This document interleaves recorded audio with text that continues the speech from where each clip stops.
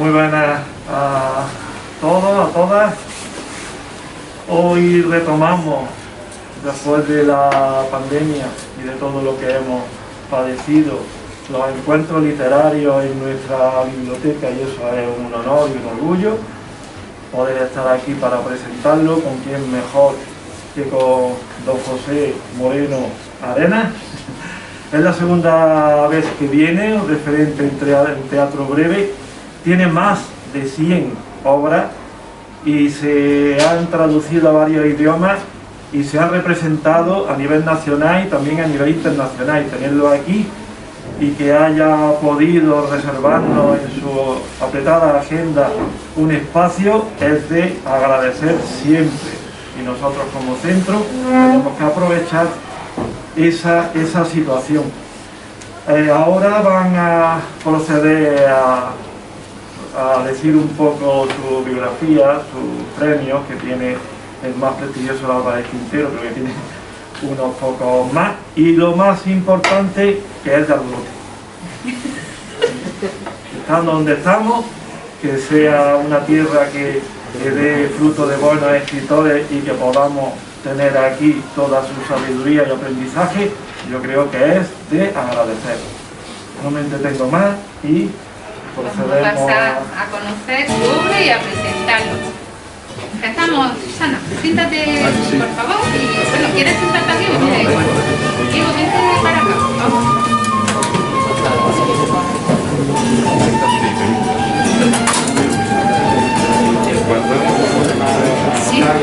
Sí, ya me lo ha dicho mi compañera Susana, que lo tiene más. Sí, podemos ver. Empieza, Diego, cuando quiera, vamos. Sí, no lo sé si. Sí, funciona. José Moreno Arenas nació en Albolote en 1954. Hizo estudios de Derecho en la Universidad de Granada y más tarde obtuvo una como secretario interventor del Ayuntamiento de nuestro pueblo. Creo que ahora está jubilado. Su vocación teatral fue muy temprana, influido por la figura de su madre y algunos profesores. Su teatro es frecuentemente irónico y en algunas ocasiones humorístico, y es pionero en el teatro mío. Ha recibido multitud de premios relacionados con el arte escénico, como el Premio Álvarez Quintero o el Premio Andaluz de Teatro Breve. Algunas de sus obras son teatro alegórico, escena antropofágica, teatro difícil, teatro indigesto y teatro mío. Ha escrito también varios libros de viajes, como Grecia, Alfa y Omega de mi inquietud de viajera, un viajero granadino de Alhambra, o Lisboa, aire mediterráneo junto al Atlántico. Dirige además la sección teatral de la revista Lucero, y en 2005 ingresó en la Academia de Buenas Letras de Granada, y desde 2016 forma parte de la prestigiosa Academia de Artes Escénicas de España. Bien, hoy le damos la bienvenida, como decía nuestro director, a este insigne autor de teatro. Mira, lo digo para hacer primero mea culpa, ¿no?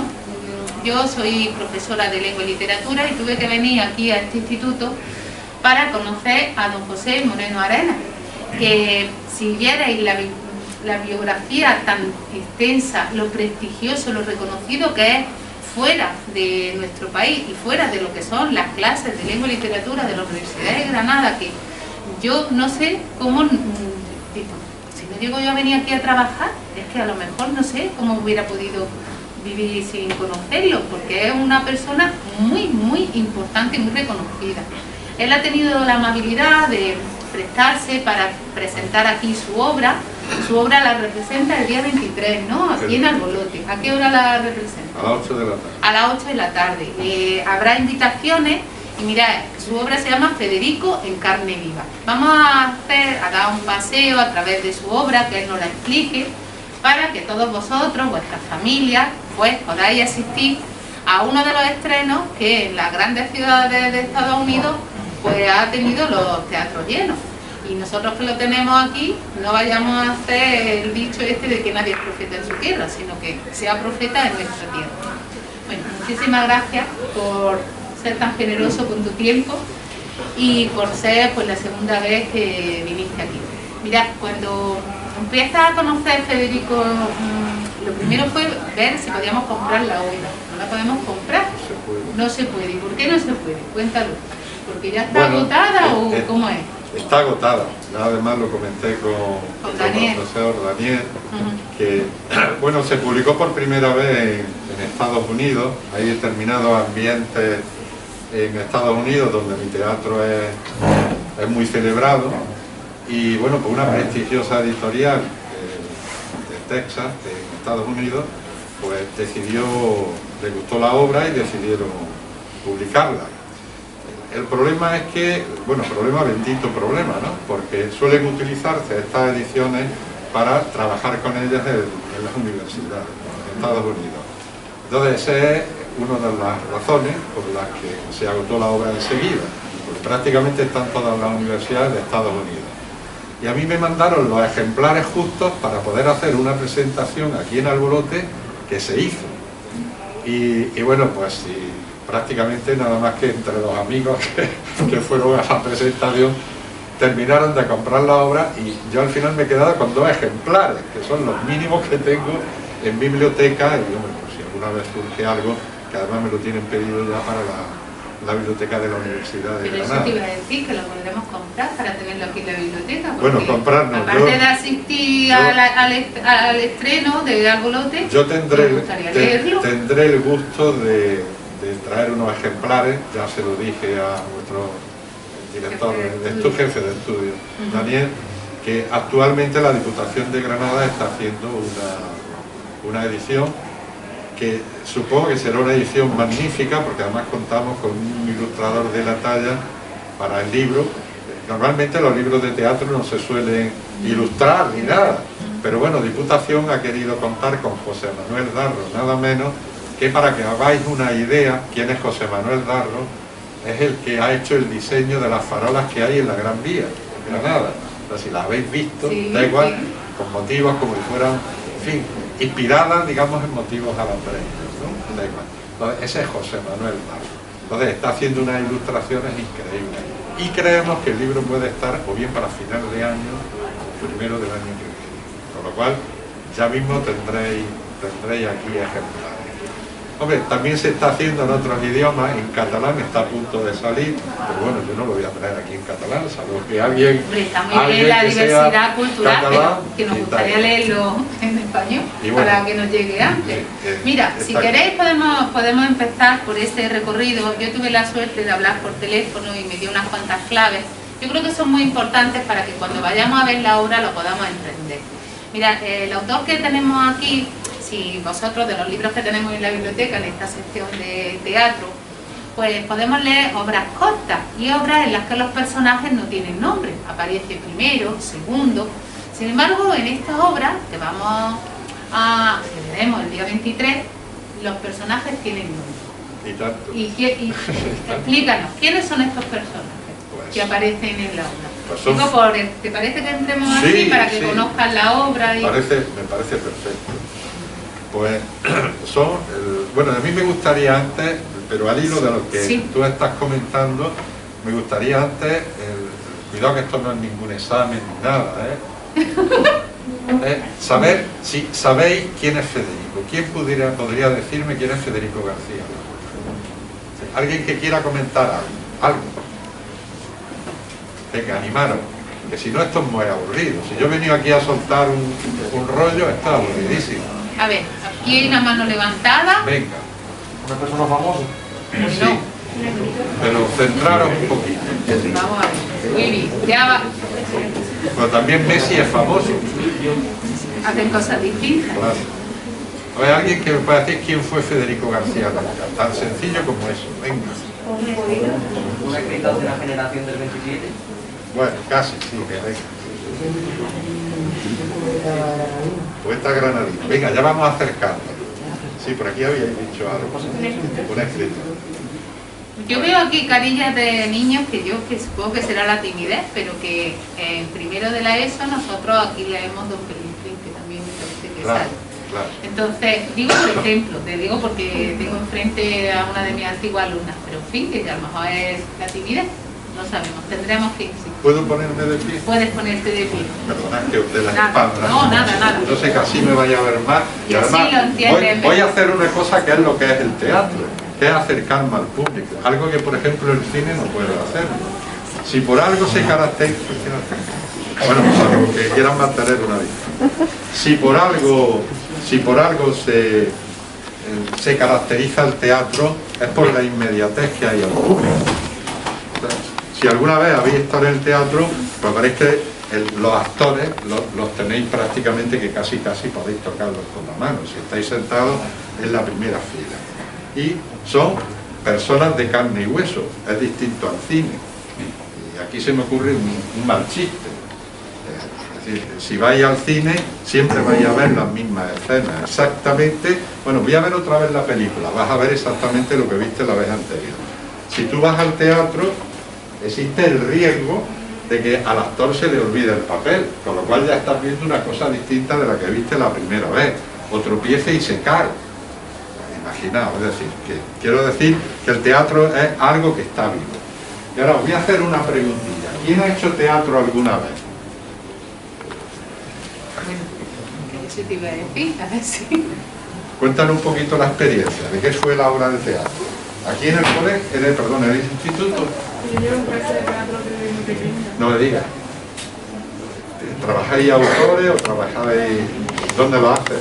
En la Casa de la Cultura. Casa de la Cultura. Muy bien. ¿Te dirige quién? ¿Laura? ¿Es la que...? Mi madre. Es que ¿Es tu madre? Esto es como hablar de fútbol en casa, Claro. de taekwondo. Muy bien, tu madre y yo somos muy buenos. Tú también has hecho, ¿no? También, igual. Ah, qué bueno, pues ya está. Pues me parece que sois muy embusteros, porque el teatro lo hacéis vosotros todos los días. Todos los días. Todos los días. Ya verás. No sé. ¿Qué es lo primero que haces por las mañanas cuando te levantas?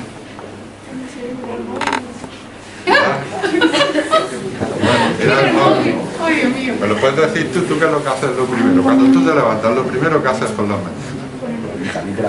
Sales de la cama. Bueno, yo diría que una de las primeras cosas que hacéis es miraros al espejo. O sea, es algo que hacéis todas las mañanas, unos más, otros menos, pero siempre lo hacéis. ¿Y sabéis por qué os miráis al espejo? Estáis pensando qué os tenéis que poner ese día en función de a dónde vais a ir y tal y cual. Es decir, qué personaje os vais a enfundar. ¿Cuál es el personaje que os vais a enfundar? Si habéis quedado con el niño o con la niña que más os gusta, a lo mejor os vestís un poquito mejor. Si vais de boda, a lo mejor os hacen poneros corbata. Si vais de fiesta, vais a llevar otra ropa. Es decir, cada día sois la misma persona, pero sois un personaje distinto. Que eso es lo que hacen los actores en el teatro. Es decir, que cada vez que van a dar una función, lo primero que hacen es ver qué personaje es el que tienen que hacer. O sea que hacéis teatro todos los días, más salís a la calle y vais a funcionar en la calle, valga la redundancia, en función del personaje que vais a representar. Quizás el único sitio en donde menos hacéis teatro, sois vosotros mismos, es en la propia casa, que os dais a vuestros padres tal y como sois. O sea, si no es así, entonces mal asunto. Mal asunto. Bueno, no pasa nada. Eso quería saber un poquito y tal. Bueno.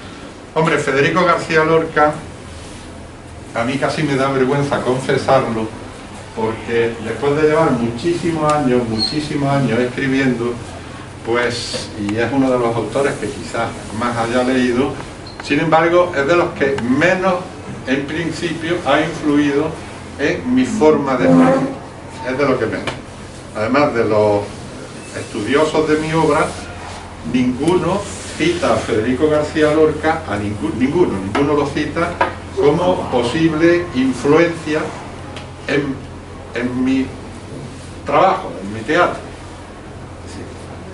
Eso que se dice, somos lo que comemos, somos lo que bebemos, somos lo que leemos, evidentemente también. En mi caso se ha dado, pero en parte nada más, porque yo he estado harto de leer a Federico García Lorca y parece que la influencia que ha hecho él en mi teatro ha sido mínima. Sin embargo, tenemos la suerte, de, a poco que salgamos y seamos capaces de andar un poquito, de recorrer unos kilómetros, estaremos viendo perdón, los mismos paisajes que le hicieron escribir a Federico, cosas que se han hecho inmortales. ¿Alguno es capaz de decirme el nombre de una obra de Federico García Lorca? Uno. Venga, animaros. ¿Habéis oído hablar a alguien de Bernarda Alba? Sí. Sí. A ver. Vuelta a Nueva York. Bueno, no es obra de teatro, pero vale, yo no he dicho obra de teatro. Algo que haya escrito. Muy bien. Bueno, si os digo 3 o 4 nombres, seguramente os van a Casa de Bernarda Alba, Yerma, ¿lo habéis oído alguna vez? Yerma, Bodas de Sangre. Bueno, entonces eso eran obras de Federico García Lorca. Pues Federico García Lorca nació en un pueblo a 10 kilómetros, 12 kilómetros de aquí, Fuentevaquero, ¿os suena? Que se han ido a las rutas literarias. ¿Lo habéis hecho? Claro. Bueno, ¿qué se os ha quedado? Que no me decís nada. Es que están, que me parece que vienen medio dormidos, porque vamos, bueno, estoy bien perplejo. Habéis estado en Fuentevaquero, habéis estado en Valderrubio, supongo. La casa de Federico García Lorca. Habréis estado seguramente en Valderrubio también, en la casa de Bernarda Alba. Eso no sé si les ha pillado a ellos. ¿Visteis hace 2 solo? años, cuando nos quedamos con la pandemia, nos quedamos con esa actividad media. Visteis solo la casa, ¿no? Sí. ¿Solo? Y en el centro nos estuvieron presenciando una representación de una de las obras. Ah, qué bueno. Sí. A lo mejor la zapatera o algo. Sí. La zapatera prodigiosa. Es que se habla sobre todo de Fuentevaquero, porque es el sitio donde nació, pero realmente el universo lorquiano no es Fuentevaquero, es Valderrubio. Porque en Valderrubio, la casa que visitasteis es la casa de los padres, la casa de Federico García Lorca, donde pasó gran parte de la niñez, donde jugó con los amigos, en definitiva, donde él empezó a abrirse al mundo, a los paisajes que lo rodeaban. Y además en Valderrubio, muy cerca está el cortijo de Daimús, que digamos era como el centro de operaciones del padre, ¿no? Donde tenía las faenas agrícolas, ¿no? Es decir, él era un latifundista de la zona y prácticamente el cortijo de Daimús era el centro, ¿no? Donde él tenía las faenas agrícolas. Yo una de las visitas, si tenéis ocasión de ir otra vez por allí, una de las visitas que más me produjo, digamos, unas sensaciones más encontradas, fue cuando mi buen amigo Pepito al Amor, no sé si lo conocéis, es una de las personas que más sabe de Federico García Lorca. ¿Es el señor que enseña la casa? Bueno, no exactamente, se ha jubilado, sí la estuvo enseñando. Es que era un hombre muy pasional, que enseñaba la casa. Entonces, seguro que era él, porque sí, está recientemente, bueno, reciente, hace un par de años sí, se jubiló sí, así, sí. da igual. Pues te voy a enseñar una cosa que seguramente no has visto nunca. Y me llevó a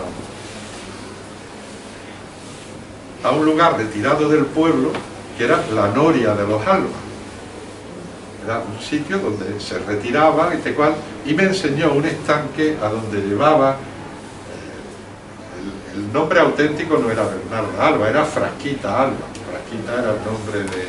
Pasa que él se inspiró en Frasquita Alba para escribir Bernarda Alba, pero en realidad hizo justo todo lo contrario de como era Frasquita, es decir, se inspiró en el personaje, pero en realidad él inventó un personaje, no era Frasquita Alba.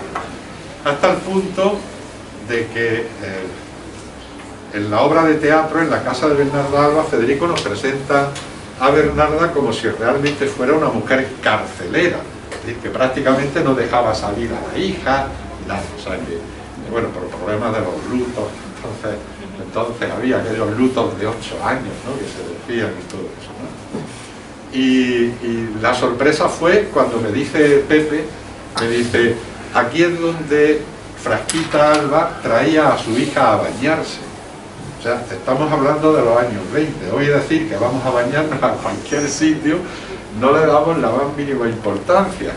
Pero cuando uno tiene una idea de una Bernarda carcelera que prácticamente no deja salir a la hija al tranco de la puerta, pues me costaba un esfuerzo enorme imaginar que en aquel estanque aquellas niñas se bañaban.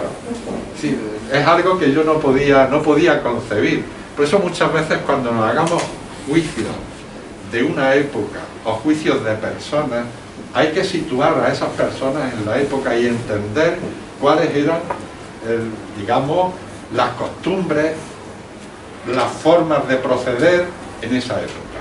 Porque si juzgamos las acciones de una época con la forma de entender la vida como la tenemos ahora, pues no estamos persiguiendo la verdad, nos estamos engañando a nosotros mismos. Es decir, no podemos. Lo único cierto es que el ser humano, eso sí es verdad, prácticamente no ha cambiado en los últimos 20 años. Hombre, no sé si aconsejaros, pero bueno, lo voy a hacer por si... yo voy a intentar socializar un poquito al alza. Es decir, los que no sabéis, pues intentar esforzaros en querer saber. Os voy a recomendar una obra de teatro que se está poniendo mucho últimamente con el parón de la pandemia pues lógicamente se ha detenido casi todo, pero vuelven otra vez. No sé ahora por qué sitio de España estará, pero no dudo que volverán a traerla a Granada. Es una obra que se llama Lisístrata, y el autor es Aristófanes, no de los grandes griegos, no de los trágicos, sino de los comediógrafos, pero a mí es que Aristófanes me encanta, porque un humor sarcástico, se metía absolutamente con todo el mundo.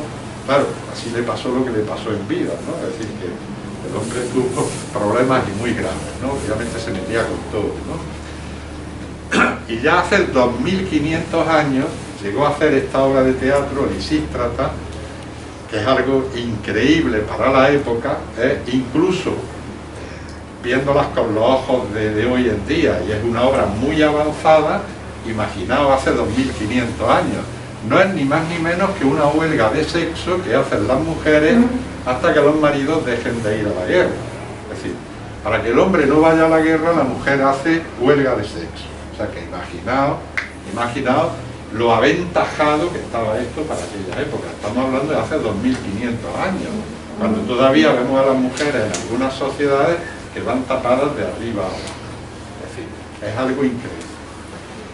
Esto que nos demuestra que el comportamiento del ser humano no ha variado en todo el tiempo. Y estoy hablando de comportamiento. Yo no sé si eso es un elogio lo que estoy haciendo o es justo todo lo contrario. Porque tengo la impresión que en cuestiones técnicas hemos avanzado una barbaridad. Imaginaos si Aristófanes, que vivió hace 2500 años, levantara la cabeza,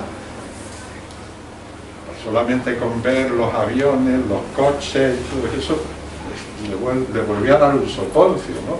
No hace falta, dice, a Aristófanes, Cervantes, que vivió hace 400, 500 años, le pasaría exactamente igual, ¿no? Pero sin embargo no hemos avanzado nada en el tema anterior. Seguimos siendo exactamente iguales, los mismos. Por eso cuando nos ponen ahora Lisístrata la vemos como algo actual, parece que está escrita hace 4 o 5 días. Pues es magnífico poder reconocerse en una sociedad que vivió de manera avanzada desde el punto de vista de la mente hace 2500 años. Hombre, fueron los inventores, por decirlo de alguna manera, del sistema democrático. Lógicamente se ha ido perfeccionando. Bueno, yo no sé si lo hemos perfeccionado mucho, pero bueno, lo hemos ido perfeccionando con el paso del tiempo. Pues Aristófanes, por ejemplo, sí ha hecho mucha mella del teatro, pero Federico García Lorca la verdad es que lo hizo todo. Pero entonces, bueno, perdona que te interrumpa, sí. Lo digo por volver un poco a la obra. El hecho de escribir Federico en carne viva es una búsqueda intencionada de tener una relación explícita con Federico, porque la obra es, por lo visto, un diálogo en el que aparece Federico. Lo digo para que veáis, cuando vayáis allí, siempre que se va a una obra de teatro se pone en funcionamiento muchísimas relaciones y de texto, ¿no? Y vemos a Federico y vemos a otros personajes que yo quería que tú, por favor, los contaras, porque si no, nuestros alumnos, cuando tú me hablabas de Margarita Sirgu, pues yo rápidamente me fui a la actriz preferida, pero ellos a lo mejor no lo saben. Bueno, Pues bueno, vamos a ver. A mí me veis ¿Eso ya... fue la búsqueda intencionada? ¿La has No, buscado así? no. ¿Cómo ha salido entonces la obra? Pues te lo voy a decir. Bueno, aquí donde me veis, pues ya tengo mis años, he vivido lo mío y tal y cual, pero sigo siendo un rebelde. Decía mi padre que lo normal es que con los años las personas se vayan, digamos, amansando un poquito, es decir, a ver las cosas de otra manera, casi todo nos da lo mismo. A mí no me da igual, yo soy un rebelde. A mí basta que me digan cuál es la salida cuál es la salida que hay que coger para que yo busque la de emergencia. O sea, me gusta ir, yo soy el abogado de lo imposible. Sí, que yo cuando hay algún problema, yo me tiro de cabeza al problema, no salgo bien. Bueno, hay formas de ser y tal y cual. Entonces soy políticamente incorrecto. Me fastidia que me digan qué es lo que tengo que hacer. Yo sé muy bien lo que tengo que hacer. Basta con vivir, con abrir los ojos, con saber qué es lo que quiere. No hay más problema. Y yo siempre me he dado cuenta de que, por ejemplo, en la biografía de Federico García Lorca, leas las biografías que leas, pues te estás dando cuenta que te están dando un Federico en una única dirección. En una única dirección. Y a medida que empiezas a leer a Federico, a investigar, pues te estás dando cuenta de que hay algo que por lo que sea no quieren decirte, o prefieren que no lo sepas y tal y tal. Entonces me decidí a investigar a Federico. Digo, tan cerca que lo tenemos y tan lejos que nos coge, va a ser Federico Portugal, es decir, bueno, vamos a intentar por lo menos investigar. Aparte de que había unas piezas de teatro muy cortitas, que es el Teatro Mínimo de Federico García Lorca. No voy a empezar a dar títulos. Sí, pero ese del paseo, por ejemplo, un paseo corto hasta quinto, pues yo ese no lo he leído. No lo habías leído, no. ¿no? Y ahora cuando lo he visto, porque sí. hace referencia, ya sí. Claro, entonces hay una serie de obritas y tal y cual que a mí siempre me llamaron la atención y las leí, y fue una de las cosas que hizo que yo hiciera también teatro mínimo, teatro breve y todo eso. Entonces me puse a investigar y me he dado cuenta que lo primero que había que hacer, lo primero de todo, y ya empiezo a contestarte a lo que me has dicho, lo primero de todo era hacer lo que me dijo un hombre en Valderrubio, Alfonso, que ya ha fallecido el hombre, que me dijo cierto día, de las veces que yo he visitado Valderrubio, dice, inventó una palabra, porque yo inmediatamente, me pareció fantástica la palabra, es maravillosa, pero me fui al diccionario y no existe. Pero sabía lo que me estaba diciendo. Dice, mire usted, es que Federico ha tenido demasiados barniceros. ¿Barniceros? Quiso decir barnizadores. Es decir, hemos acabado haciendo de Federico un mito, que es lo peor que puede pasar para no conocer al ser humano que había dentro. Porque en el momento en que algo lo hacen mito, lo elevan a esa categoría, en realidad lo que estamos haciendo es como una especie de santo laico, santo civil, vamos a decirlo como sea, y empezamos a conocerlo en una dimensión muy superior, pero cada vez más lejana de nosotros mismos, que queremos verlos con los ojos del hombre y de la mujer, pero no del mito. ¿Qué es el mito? ¿Para qué sirve un mito?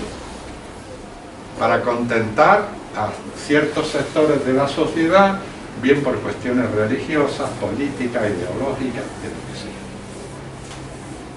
Pues vamos a descascarillarlo poco a poco, vamos a ir quitándole esas manos de barniz que decía este hombre de Valderrubio, a ver en qué se queda Federico. Y entonces esto aplica el efecto miope, ese que dicen Claro. de la mirada, que vamos a mirar a... Claro. Entonces, si queremos conocer a Federico, realmente lo que hay que hacer es buscar al ser humano que había dentro de ese mito.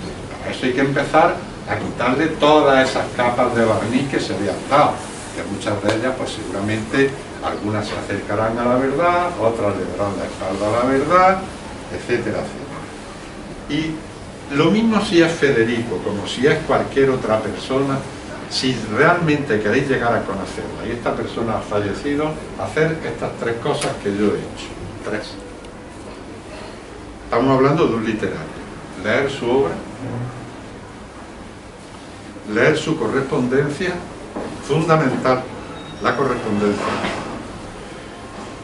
y las entrevistas que le hicieron. Ahí está Federico. Y ahí estará cualquier otro literato. Obra, correspondencia y entrevistas. No hay nada más. Los mejores biógrafos, sí, es que podéis llegar a conocerlos, son los mismos vecinos que vivieron con él, o los hijos de los amigos que tuvo, porque ya a partir de la tercera generación empezamos a inventarnos cosas. Es así, es así. No hay nada más que hacer la prueba, como a mí me la hicieron, antes se ha dicho en mi biografía que estudié Derecho, y yo recuerdo en el primer curso de Derecho, que entró en Derecho Político y Constitucional, entró el catedrático, y lo primero que se le ocurrió decir era la opinión pública, me acuerdo perfectamente del tema, es: los 10 señores de la primera fila hagan el favor de salir del aula. Y salieron. Entonces puso lo que había en la época, que era un magnetófono, lo puso, y le dijo a uno que estaba en la segunda fila, dice, le voy a poner aquí una historia de 2 minutos, 3 minutos, quédese con lo que le va a decir el magnetófono.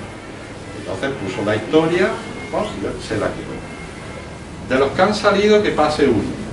Entró uno, cuéntele usted a ese que ha entrado ahora lo que ha escuchado usted del magnetófono. Yo se lo cuento. ¿Vale? Que pase el siguiente. Y ahora este primero al segundo, el segundo al tercero, el tercero al cuarto. Si la historia tenía que ver algo con lo que le había llegado al 10º, yo soy arzobispo de Canterbury. No tenía absolutamente nada que ver. Entonces, es fundamental las voces de primera. Ya a partir de la tercera se quitan cosas, se añaden, y ya cuando llega al 10º, pues si aquello era un partido de fútbol, estamos en una corrida de toros. O sea, y eso es, así es como funciona, boca a boca, estas cosas, ¿no? Me he ido un poco. No, pero vamos a retomarlo. Estábamos hablando de... Ah, sí, los biógrafos. Exactamente. Yo he tenido la suerte de conocer personalmente a gente que ha vivido en la época de Federico. Vieron los hombres y tal cual, este Alfonso es uno de ellos, tal cual. Y esos son los mejores biógrafos. Hombre, con todo eso, no quiere decir que no haya tenido Federico biógrafos de fiabilidad. Como veo que estás tomando nota, te puedo decir 3, que son magníficos. Uno de ellos, quizás la biografía es Marta Osorio. Marta Osorio, que lo basa todo en la documentación de Agustín Penón. Y los otros dos de los que yo más me fiaría serían Mora Guarnido y Molina Fajardo. Yo creo que son las 3 grandes, bueno, más fiables biografías. A partir de ahí, pues todos inventan, pero bueno. Yo lo que sí he intentado es, a la hora de escribir Federico en carne viva, es procurar durante ese periodo no leer nada de biografía, porque lo único que hacen en cierta medida es contaminar. Yo he procurado, y no sé si alguno vaya a entender lo que voy a querer decir, yo he procurado bajar a los infiernos con Federico cogido de la mano de él, que es preguntarle directamente a Federico. Y me valió una experiencia con la edad vuestra, en un colegio, yo estudié en colegio marista, y recuerdo que había un hermano marista, el hermano Fermín, que era el que nos daba latín. Y este hombre un buen día se dirige a nosotros y nos dice: ¿pero por qué no me traducen bien? Saben ustedes conjugar los verbos perfectamente, saben ustedes las declinaciones, saben el sintaxis, saben un montón de cosas, ¿por qué no traducen bien? Dice, pregúntenle al verbo, porque el verbo es generoso y lo sabe todo. Esto que parece una estupidez, decía el hombre, dice, por ejemplo, Pepe come papas, vale, pues ya tenemos el sujeto, que es el que come. ¿Quién come? Pepe. Vale, pues le estás preguntando al verbo quién come. Pepe, ya tienes el sujeto. ¿Qué come? Papa, ya tienes el complemento directo. Y bueno, pues como, cuándo, dónde, los circunstanciales, pero la sigues preguntando. Esto, como he dicho, que parece una estupidez, se puede aplicar perfectamente, se puede aplicar a la vida real. Sí. Antes os he dicho la forma de conocer a Federico. Yo básicamente lo que estoy tratando de deciros es que para cualquier cosa en la vida, en Federico en concreto, que tengáis criterio propio. Y la mejor manera de tener criterio propio es hacer poco caso de lo que dicen los demás, incluso lo que yo estoy diciendo ahora. Pero iros a las fuentes siempre, iros a las fuentes, directos. Conocer a Federico es la biografía que haya escrito Gibson o que haya escrito Marta Osorio, que he dicho, no. Conocer a Federico es investigar por vuestra cuenta quién fue Federico. Y quien dice Federico, dice Antonio Machado, y dice el que sea. Iros a las fuentes. Y esas tres fuentes que os he dado son las que os van a dar la clave. Porque Federico, en su obra, en sus entrevistas y en su correspondencia, lo contesta absolutamente todo. Lo que hace falta es tener ganas y tiempo. Ganas y tiempo. Alex, por cerrarnos un poquillo, en esto que dices tú de la correspondencia, yo fui el año pasado, no, hace 2 años, a una exposición que estuvimos comentando en el Museo de Federico García Lorca, y habían publicado, bueno, habían puesto a la vista las cartas. Creíamos que el último amor de Federico era Ramón, y me parece a mí que tú has investigado y sobre esto has creado, has sondeado, y la misma obra de teatro nos ofrece una lectura distinta de lo que podría haber sido la historia. Yo creo que esa parte, como no la expliques, sí, vamos a... Es que he querido llegar aquí, a esto, de que tengan criterio propio, porque esto que está en la obra, hay 2 cosas que yo he llevado a la obra de teatro, a la obra de teatro, que si yo no hubiera investigado por mi cuenta, esas 2 cosas no estarían en la obra, no estarían. Yo al escribir esta obra, no es que esté diciendo exactamente cuál es la verdad de los hechos, eso en definitiva no es más que ficción. Cuando un novelista hace una novela, lo que está es narrando unos hechos que más o menos pueden ser contrastados a lo mejor más o menos con la realidad. Si es que es lo que pretende, pero es muy difícil trasladar una conversación exactamente como tuvieron esos personajes cuando tú lo que estás es haciendo ficción, que en definitiva es eso, es relatar algo que seguramente tuvo lugar. Eso es Federico en carne viva. Sí es cierto que uno de los que trabaja en mi teatro, Adelardo Méndez Moya, ha dicho, yo no sé si lo que Pepe Moreno dice en la obra es verdad o no es verdad. Dice, pero es honesto porque intenta acercarse a la verdad. Esa es la cuestión de Federico en carne viva. Y hay 2 cosas de las que se habla muy poco, por no decir nada, que son lo que han hecho que yo escriba esta obra. Y que además esté ya en la siguiente, porque ha sido tanta la documentación a la que he tenido lugar, que todavía hay documentación por ahí para seguir escribiendo otra historia. Y de hecho ya estoy haciéndola, que es, desde el punto de vista de lo políticamente correcto, es todavía peor. Pero bueno, ya he dicho antes que me va la marcha y que basta que me digan una cosa para que haga justo la contraria. Soy muy rebelde. O sea, me fío de mi esfuerzo, no de lo que me digan los demás. Que sí, que tengo buenos amigos y que me relaciono muy bien, etcétera, etcétera, pero prefiero tener mis propios criterios. ¿Cuáles son las 2 cosas que he llevado fruto de la investigación? Pues que no se habla prácticamente nada del teatro surrealista de Federico García. Cuando él en sus propias cartas, en las cartas, llega a decir, estoy haciendo unas comedias imposibles que son mi verdadero propósito, pero seguiré haciendo ese otro teatro para continuar dando prestigio a mi nombre. Eso es una auténtica barbaridad en el sentido de lo que hemos estado haciendo y seguimos haciendo con su teatro, cuando los deseos de Federico eran justo los contrarios. ¿Qué está diciendo? Que obras como La casa de Bernarda Alba, como Yerma, como Bodas de sangre, que estamos hablando, él la hizo porque sabía que era la demanda del público y era lo que le daba prestigio. pero que lo que realmente él quería hacer era ese teatro que a él le gustaba y que de hecho empezó a hacer con 17 años. Es un teatro de un corte surrealista, con obras que yo no sé si os van a sonar a algunos de vosotros, pero que si no es la primera vez, yo lo voy a decir aquí. Sobre todo el público, así que pasen 5 años, comedia sin título, y después un ramillete de obritas cortas, por citar una, El paseo de Buster Keaton.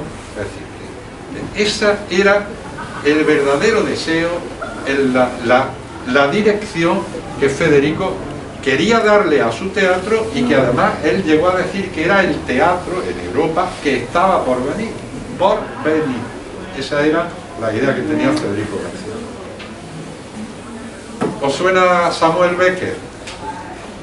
¿Os suena? Por aquí dicen que sí, me parece muy bien. Bueno, Samuel Beckett ha sido premio Nobel, irlandés, aunque la producción casi toda, lo más importante la hizo en Francia, estuvo viviendo en París, y fue uno de los grandes autores que han aportado novedades al teatro.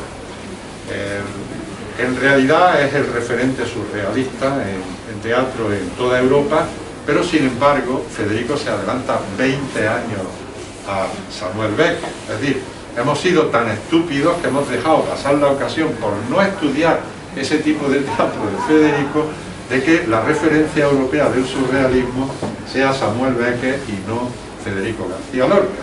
Un pecadito del que nos tendremos que confesar algún día. Bueno, esa es una de las cosas. Y la otra, que la acabas de apuntar tú, es que Rafael Rodríguez Rapún fue, digamos, en fin, por decirlo de alguna manera, el novio oficial de Federico García Lorca. Es decir, ¿quién es el novio de Federico? Rafael.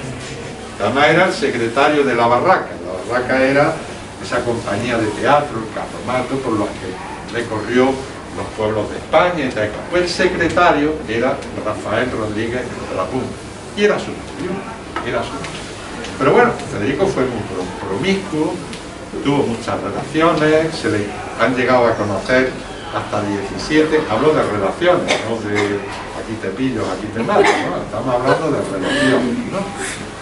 Bueno, yo os considero mayores de lo que os estoy hablando, o sea que... Y entonces, una de esas relaciones, la última de todas, fue la de Juan Ramírez de Lucas, llamado el Rubio de Albacete.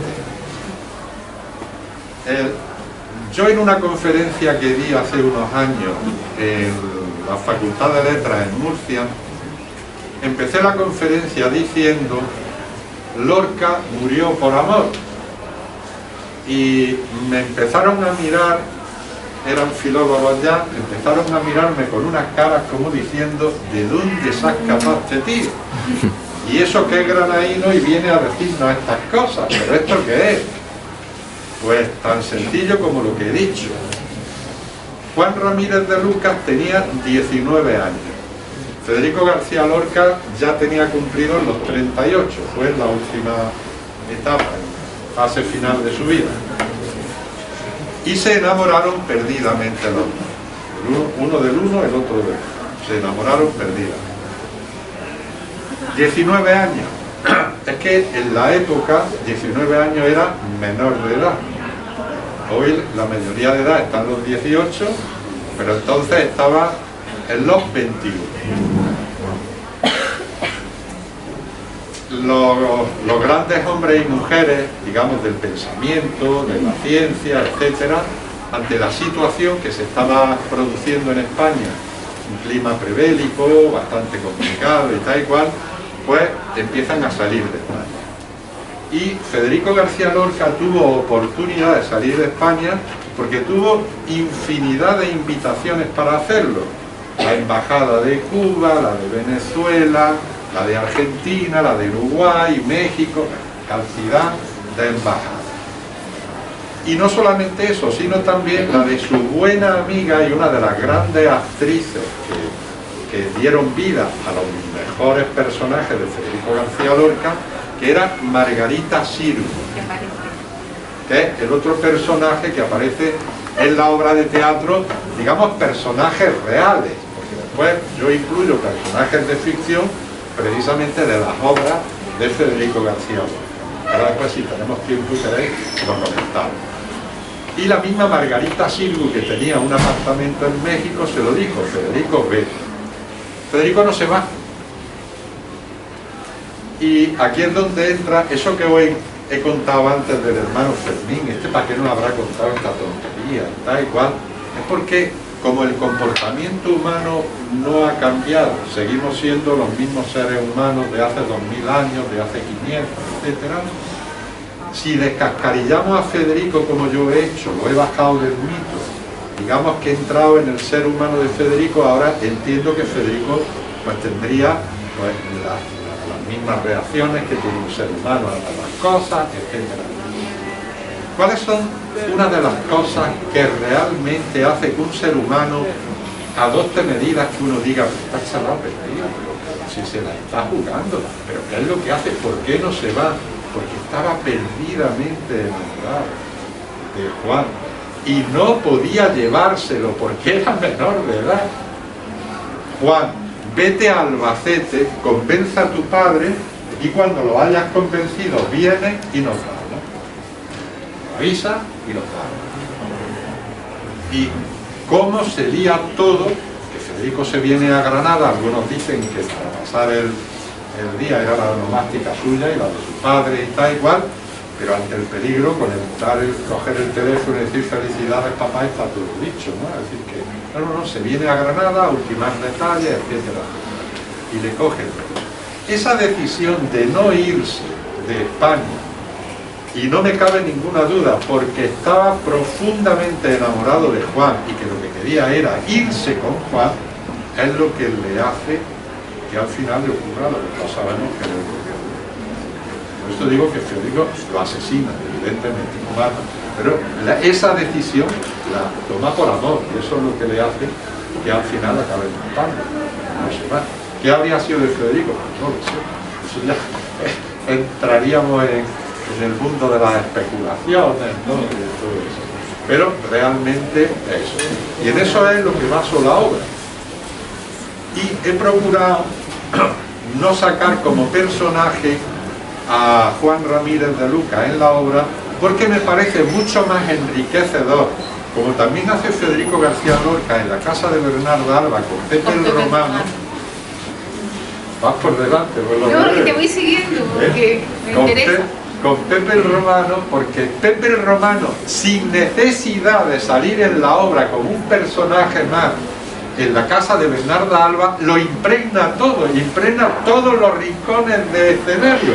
Es decir, no hay nada que pase en la casa de Bernarda Alba sin que se señale con el dedo a Pepe el Romano. O sea, Pepe el Romano es el que lo llena todo, absolutamente todo. Y lo mismo pasa en Federico en carne viva con Juan Ramírez de Luca. Juan Ramírez de Luca no aparece nunca en la obra, pero no hay nada en la obra que no aluda a él, que se haga por él, que los comentarios vayan dirigidos a él, etcétera, etcétera. O sea, es el gran personaje de la obra, ausente, sin necesidad de tener que aparecer nunca, nunca por el escenario. En fin, digamos que he querido hacer ahí un paralelismo con todo eso.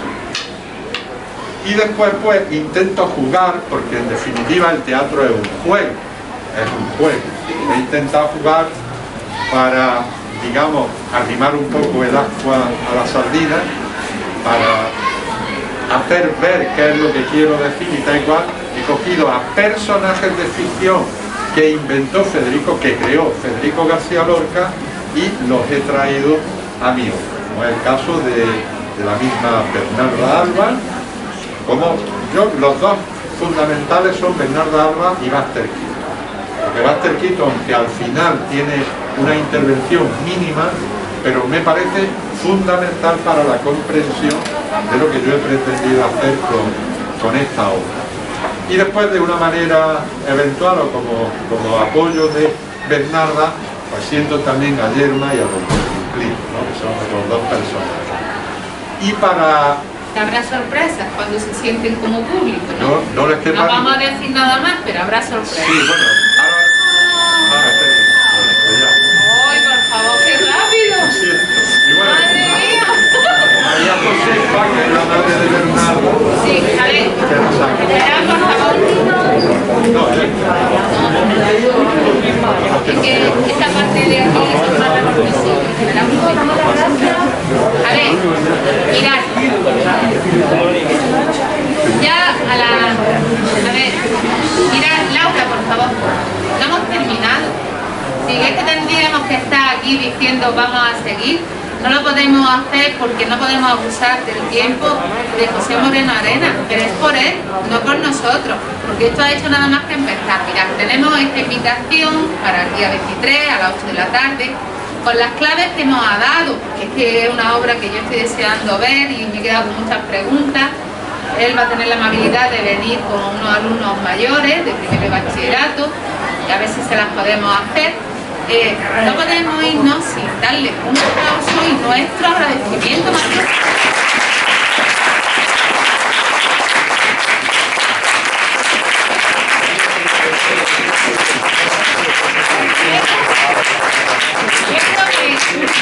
Hay algo que me quería... Vamos a ver, es que no da tiempo, pero mirad, cuando estábamos preparando la entrevista, Susana y yo, nos ha sorprendido lo que decía alguno de sus críticos, que esta obra la podría haber escrito el propio Federico. A mí me parece que ese elogio, madre mía, estamos deseando ver este trabajo de indagación y de poesía, porque parte de lo que he escuchado de las lecturas que aparecen en internet es un lenguaje tremendamente poético y hermoso.